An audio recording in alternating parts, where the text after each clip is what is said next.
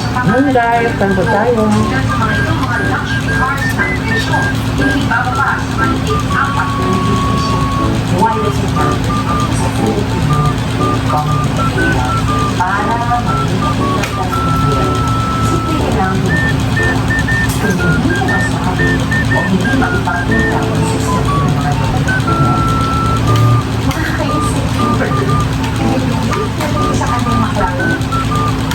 Kung sabi niya, pinagkinabayan ng tao, nasa bayad sa daw, sobrang lang daw, yung unang nakita, pero ang production sticker na nung pinraise namin sa LTO, hindi naman sa isang maklayan nakadikit sa isang hamak na nagpinigit ng ilaw.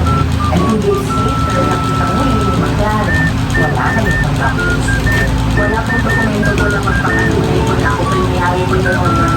Kasi meron pong car show po sa Tarlac Thailand. Ako, wala pong dokumento ko, iniram ko lang po siya.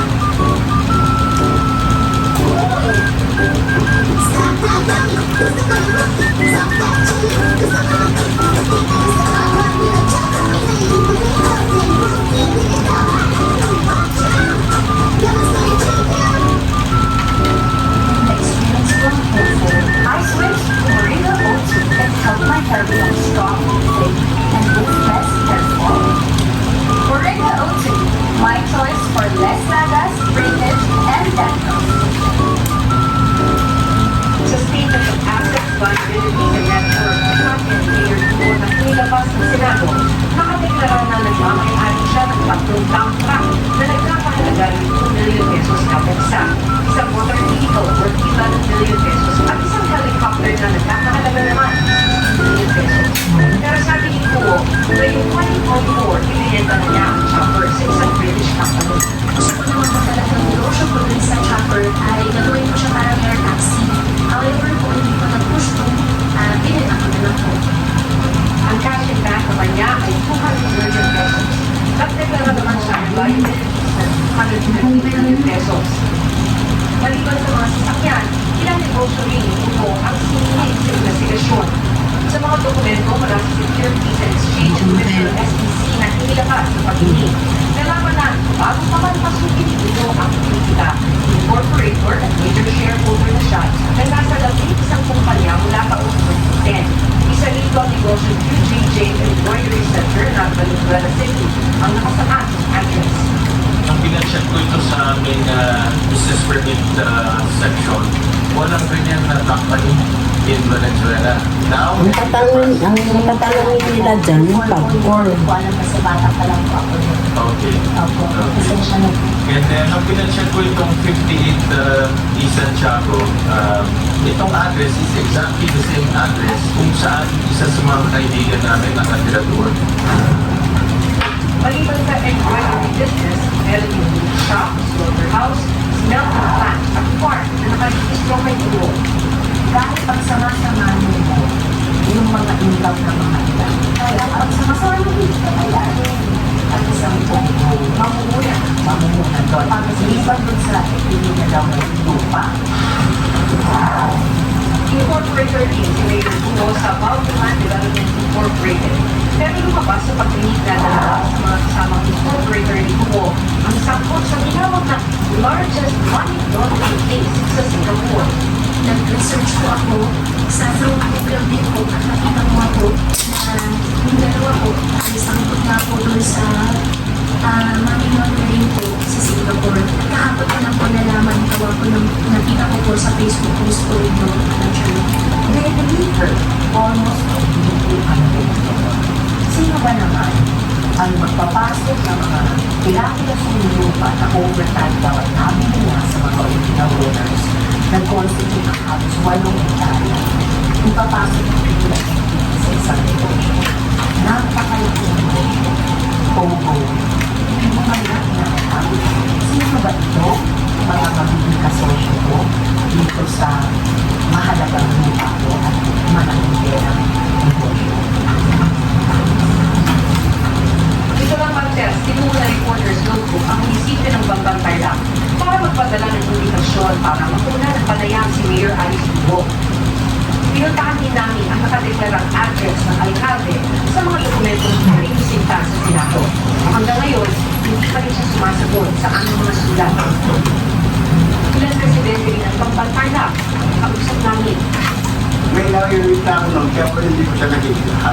Bigla-bigla na lang yung pagkaroon na ng eleksyon, saka lang nilang nagpaglalag.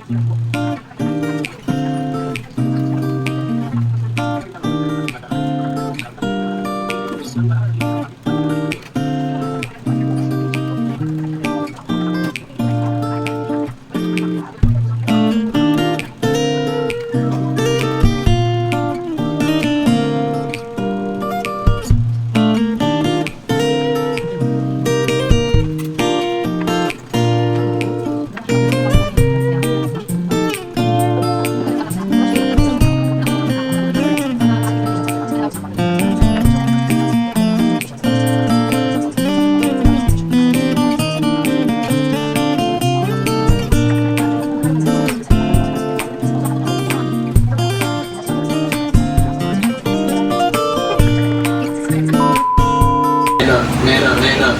Pwede.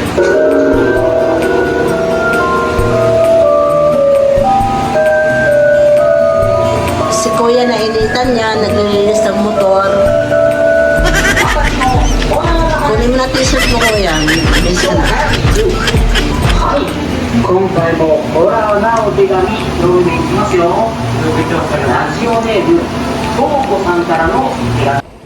人の入れ替わりが多かったように感じていたそうです。いつものように家族のお見舞いに病院へ行った彼女は今日もまた廊下で新しい看護師をする人がいます。この看護師は家族がいる部屋の方から何事と家族にまた新しい看護師になったのかと尋ねられては知らないよと言います。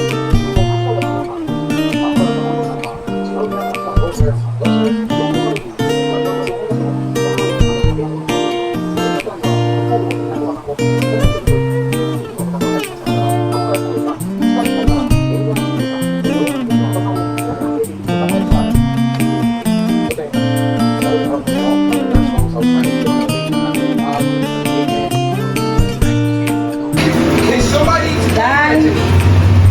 Let's eat. Merienda time.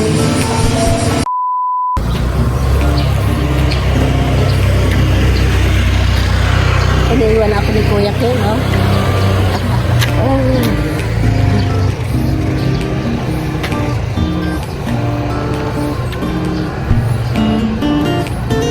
Maulan na hapon.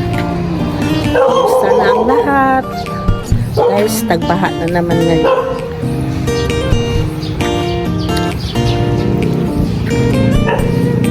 Mag-iingat po tayong lahat.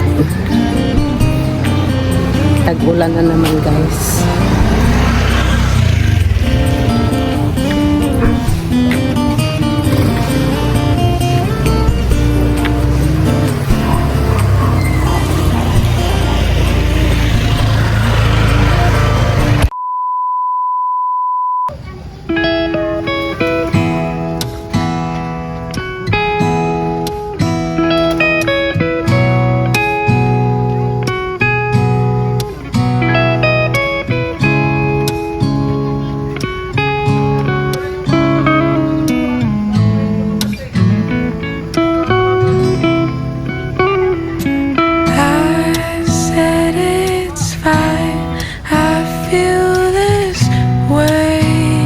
Sometimes only a minute more, just some hours pass by.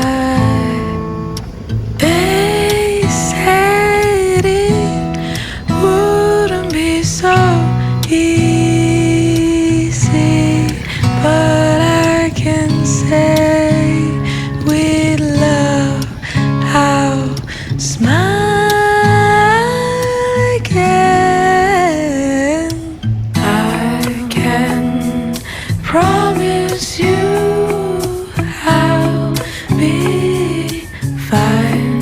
I can promise you I'll be